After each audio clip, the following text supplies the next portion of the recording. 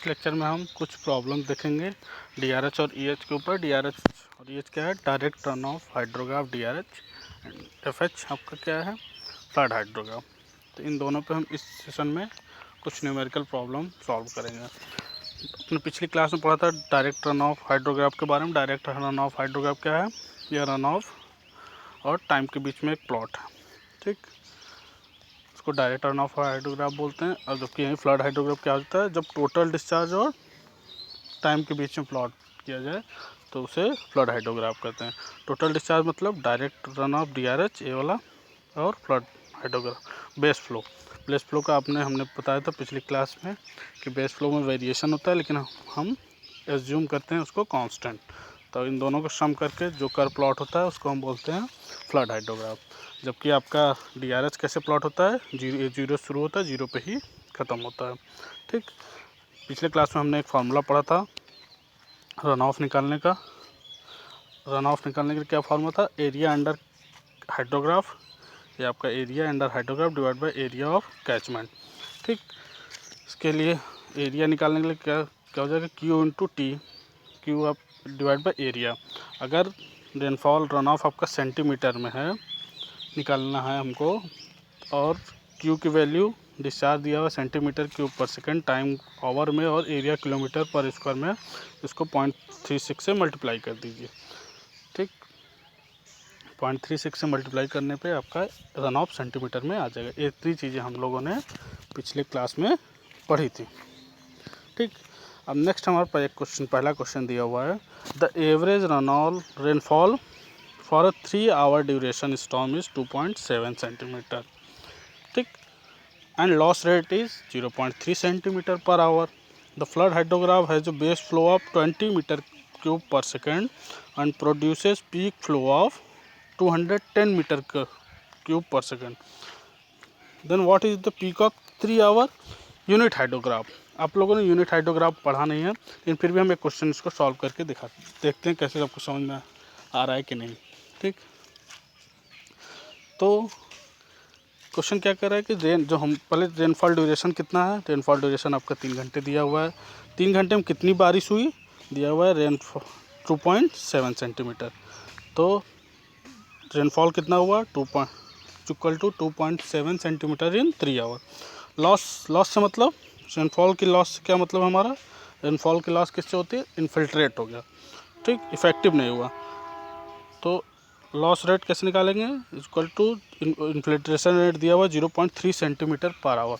अब 0.3 centimetre per our, अब बारिश कितनी देर हुई? 3 घंटे। तो टोटल इन्फिल्ट्रेशन कितना हो गया? 0.3 इंटू 3, ये हो गया 0.9 सेंटीमीटर। तो टोटल इन्फिल्ट्रेशन हो गया 9 सेंटीमीटर। तो रन ऑफ कितना हुआ? मतलब बारिश हुई 2.7 सेंटीमीटर, बारिश हुई 2.7 सेंटीमीटर, इन्फिल्ट्रेट करके ग्राउंड में चला गया कितना? 0.9 सेंटीमीटर।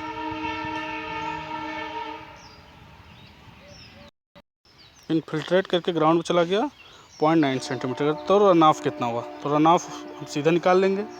बारिश हुई 2.7 माइनस 0.9 इन्फिल्ट्रेट कर गया, तो इफेक्टिव रनफॉल कितना आ गया? 1.8 सेंटीमीटर आपका रन ऑफ है। अब क्वेश्चन में दिया हुआ है,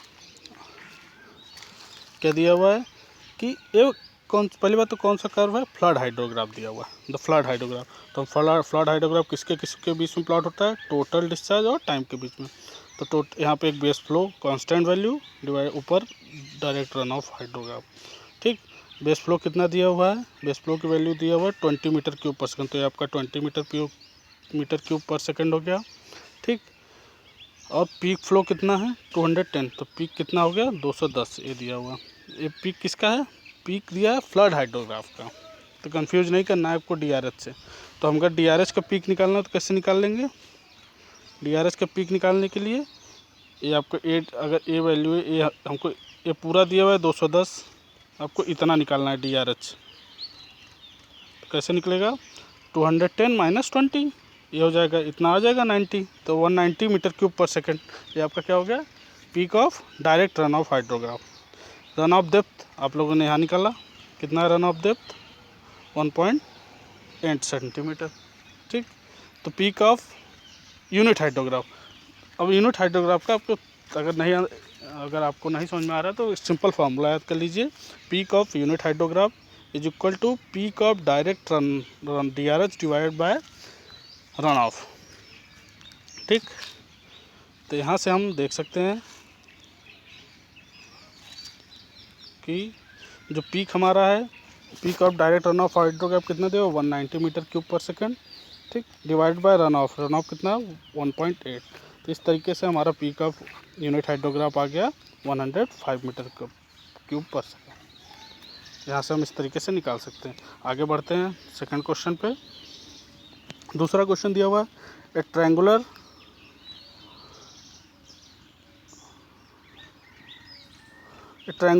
DRH due to storm has a time base of 60 hour. कह रहा है कि एक triangular direct runoff hydrograph है। तो इधर क्यू ये जीरो शुरू होगा, जीरो ख़त्म होगा, ट्रायंगुलर है तो ट्रायंगल ड्रॉ कर दिया। ठीक, कह रहा है क्या कह रहे हैं कि टाइम बेस कितना है 60 घंटे, मतलब बेस आपका कितना है 60 घंटे, 60 आवर है, ये बेस आपका 60 आवर है। ठीक, एंड पीक फ्लो कितना है 30 मीटर, पीक फ्लो आपका 30 मीटर क्यूब पर second, occurring at 20 our from the start. ठीक, कहाँ से कितने दूर पे हो रहा है 20 घंटे बाद हो रहा है। ठीक, इफ द यानी 60 घंटे का तो 20 घंटे बाद आपको पीक मिल गया, बाकी उधर 40 घंटे आपका डिक्लिनेशन वाला है state. If the catchment area is 300 kilometre square, what is the rainfall excess in storm. Area दिया हुआ है, रेनफॉल एक्सेस मतलब क्या कहने से मतलब है, रेनफॉल एक्सेस मतलब रन ऑफ, कितना ज़्यादा बारिश हो रही है। तो ज़्यादा बारिश होने मतलब जो रन ऑफ है, रन ऑफ डेप्थ आपको निकालना। आपने फार्मूला पढ़ा हुआ है, run off depth equal to 0.36 area of hydrograph divide by catchment area. तो एरिया ऑफ हाइड्रोग्राफ क्या हो जाएगा, half of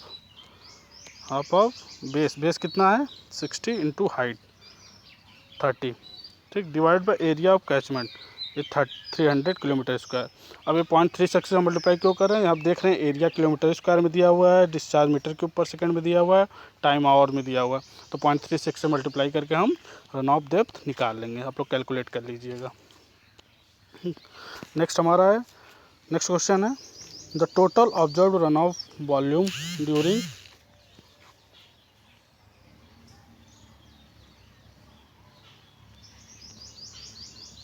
The total observed runoff volume during a storm has a time base of 60 our.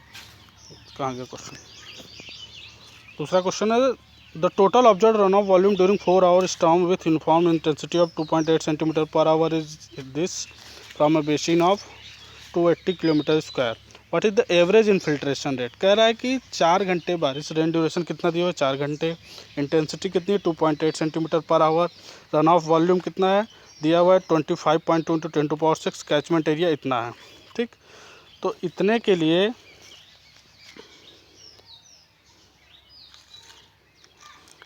लिए आपका rate of infiltration कितना होगा। तो rainfall 4 घंटे 2.8 सेंटीमीटर पर आवर से हो रहा है 4 घंटे के लिए, तो रेनफॉल 11.2 सेंटीमीटर आ जाएगा। रन ऑफ डेप्थ बारिश हुई, रन ऑफ वॉल्यूम आपको दिया हुआ है, वॉल्यूम दिया हुआ है रन ऑफ का, डिवाइड बाय एरिया कर देंगे तो हमको डेप्थ मिल जाएगा। तो रन ऑफ डेप्थ निकाल लीजिए, ये volume into area, area kilometre में दिया हुआ है तो किलोमीटर को हम मीटर में चेंज कर लेंगे 10⁶ से, तो रन ऑफ डेप्थ आ जाएगा 9 सेंटीमीटर के करीब। अब इन्फिल्ट्रेशन कितना है हो रहा है, इन्फिल्ट्रेशन मतलब जितना पानी नीचे गया, बारिश हुई 11.2 सेंटीमीटर, पानी रन ऑफ में है 9 सेंटीमीटर, और तो इन्फिल्ट्रेशन में कितना जाएगा 2.2 सेंटीमीटर। और कितनी देर में हो रहा है, ये 4 घंटे में, मतलब इन्फिल्ट्रेट कर रहा है 2.2 सेंटीमीटर इन 4 आवर। तो रेट ऑफ इन्फिल्ट्रेशन कितना होगा, मतलब रेट ऑफ इन्फिल्ट्रेशन कितने रेट से हो रहा है, infiltration divide by time. Infiltration क्या है 2.2 सेंटीमीटर का हो रहा है डिवाइड बाय 4 घंटे में, तो यहाँ से रेट कितना आ जाएगा 5.5 mm पर आवर। ठीक, नेक्स्ट क्लास में हम यूनिट हाइड्रोग्राफ और यस कर्व के बारे में पढ़ेंगे। ठीक।